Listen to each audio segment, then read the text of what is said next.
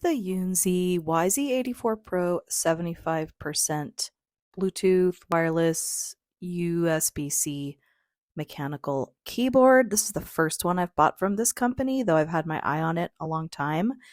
It really feels good in the hand. It comes with the cord for charging, or if you want to use it while connected to your computer. Simple on-off switch in the back, and there is your beautiful lights.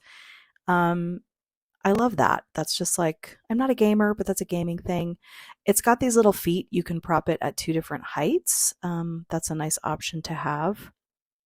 And it also comes with this keycap puller and some extra keycaps if you want to switch out some of the keys, and a couple extra switches in case any break, and a user guide, which could be more comprehensive for me, and I couldn't find like an FAQ on their website, but that's okay. It works with both Windows and Mac, which is what I have, and all your shortcuts, and you can adjust the lights. I sort of like to turn mine off when I'm working just to save battery life, so that's a simple keyboard shortcut. Now, certainly, what does it sound like?